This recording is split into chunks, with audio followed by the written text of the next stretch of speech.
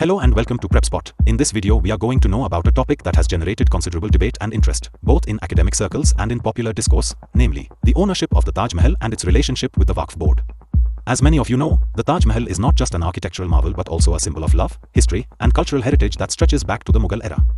Constructed between 1632 and 1653 by the great Emperor Shah Jahan as a mausoleum for his beloved wife, Taj Mahal, this iconic monument stands 73 meters tall and is built from the pristine white marble sourced from Makrana, Rajasthan. Its design, which brilliantly weaves together Persian, Indian, and Islamic influences, has long been admired for its elegance and grandeur. Over the years, the ownership of the Taj Mahal has become a topic of intense discussion, primarily because it is considered a Waqf property, a religious endowment under Islamic law, dedicated to pious and charitable purposes, which further complicates its legal and administrative status in modern India. To fully appreciate the nuances of this issue, we must begin by exploring the historical context of the Taj Mahal. The monument was conceived during the height of the Mughal Empire, a period noted for its flourishing art, architecture, and culture. The Mughal rulers, known for their patronage of the arts, established the tradition of Waqf, a system in which property was permanently dedicated for religious, educational, or charitable purposes.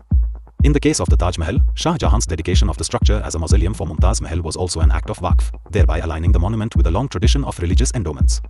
This historical endowment established a duality that persists to this day. While the Waqf board is considered the legal owner of the Taj Mahal under the principles of Waqf law, the monument is also managed and preserved as a national treasure by the Archaeological Survey of India, ASI, which operates under the auspices of the Ministry of Culture.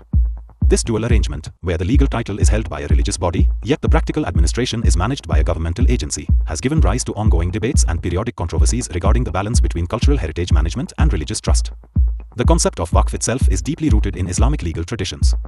The term Waqf refers to a permanent dedication of property, whether movable or immovable, for purposes recognized by Islamic law, including religious, pious, or charitable activities. In India, the management of Waqf properties is primarily governed by the Waqf Act, 1995, which delegates the responsibility of overseeing such properties to state-level Waqf boards. Specifically, in Uttar Pradesh, the Uttar Pradesh Sunni Central Waqf Board is charged with managing properties dedicated under Waqf, including, by tradition and legal interpretation, the Taj Mahal. It is important to note that while the Waqf board holds the title to the property, the monument's day-to-day conservation, security, and maintenance are administered by the ASI, particularly because the Taj Mahal is also recognized as a national monument under the Ancient and Historical Monuments and Archaeological Sites and Remains Declaration of National Importance, Act of 1951. This legal framework was established to ensure that monuments of great historical and cultural significance are preserved for posterity, regardless of the complexities surrounding their ownership. Now, you might be wondering why this topic continues to generate headlines in 2025. The answer lies in the periodic debates over cultural heritage management and the evolving nature of administrative responsibilities. Legal challenges, policy reviews, and political statements have all contributed to renewed scrutiny of the arrangements governing the Taj Mahal. For example, during debates in recent years, some political figures have questioned whether the monument should remain under the control of a religious board, arguing for greater state intervention in its preservation. On the other hand, proponents of the current system maintain that the historical and religious significance of the Taj Mahal as a Waqf property must be respected, even as the ASI undertakes the practical aspects of conservation.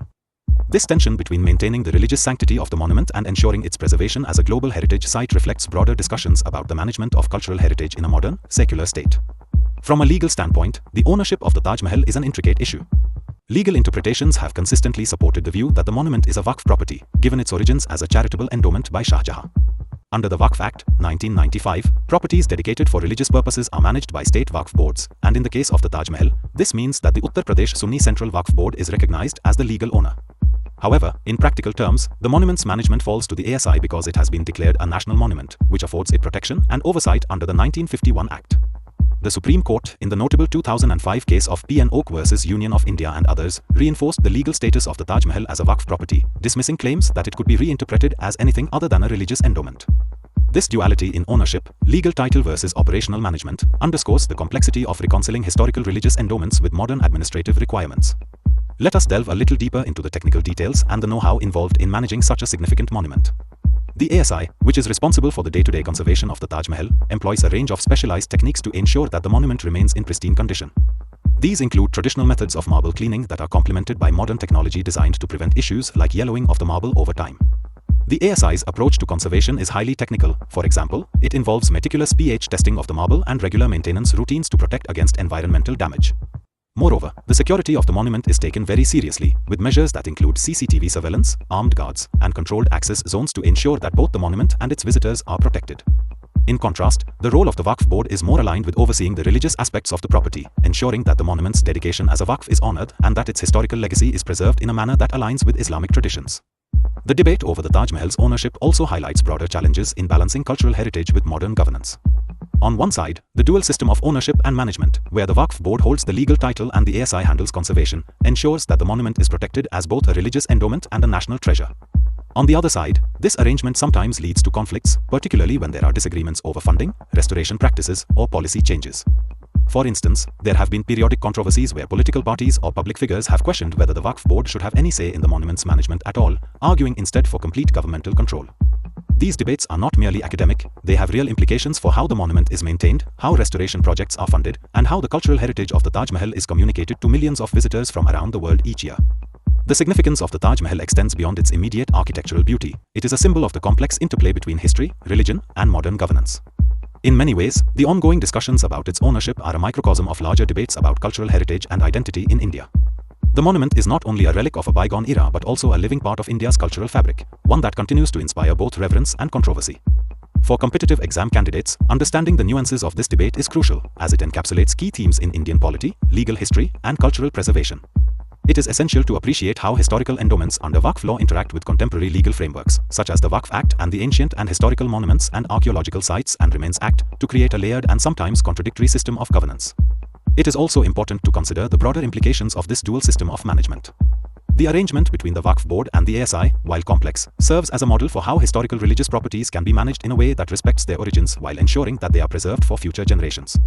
This balance is critical in a country like India, where the heritage of diverse cultures and religions is both a source of pride and a subject of political contention. The ASI's involvement guarantees that the monument benefits from the expertise and resources of a dedicated conservation agency, while the Waqf board's role ensures that the religious and historical significance of the monument is not lost in the administrative process. This delicate balance, however, is continually tested by changing political dynamics and evolving public perceptions, making it a subject of enduring relevance in current affairs. In addition to the administrative and legal challenges, the Taj Mahal also faces significant technical and logistical challenges related to its preservation. As a UNESCO World Heritage Site since December 1983, the monument attracts between 7 to 8 million visitors annually, which in itself poses a challenge in terms of managing foot traffic, wear and tear, and environmental impact. The ASI allocates a considerable portion of its budget, part of an annual 1,000 crore rupees allocation, for the conservation of the Taj Mahal. This funding supports a range of activities, from regular cleaning and restoration work to the employment of a dedicated staff of around 200 individuals who work tirelessly to maintain the monument.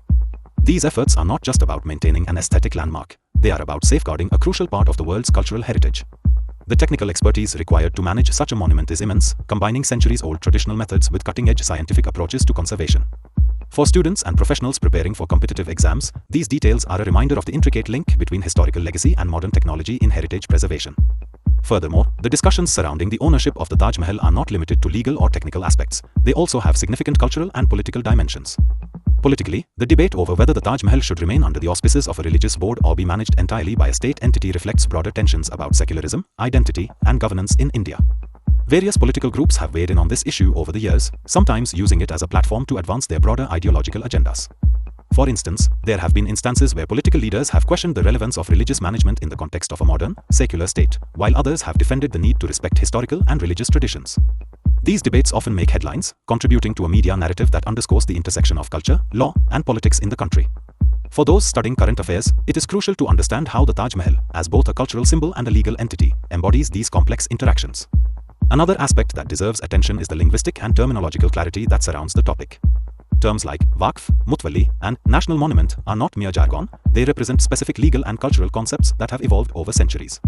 Understanding these terms is essential for anyone preparing for competitive exams, as they form the basis of discussions around heritage management and legal ownership.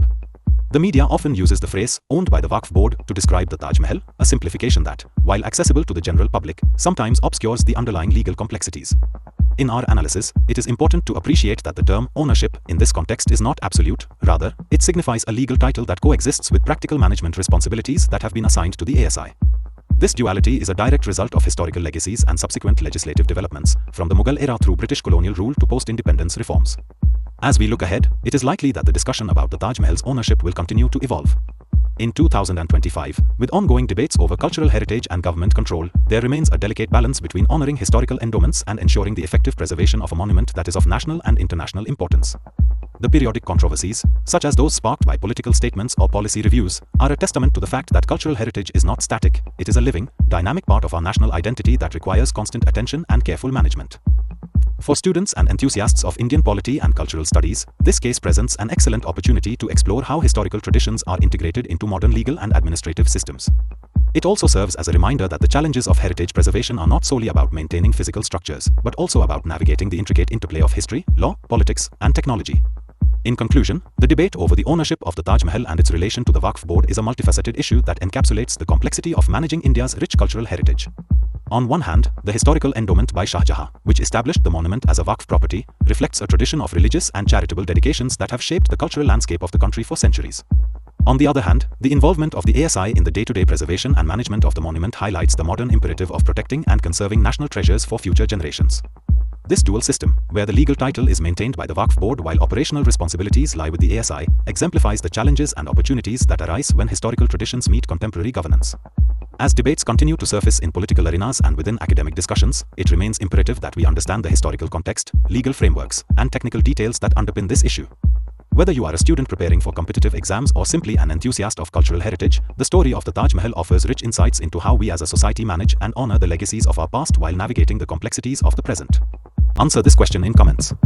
The correct answer will be given heart and pinned. Lastly, we just want to let you know that we are a newly emerging online platform for competitive exams.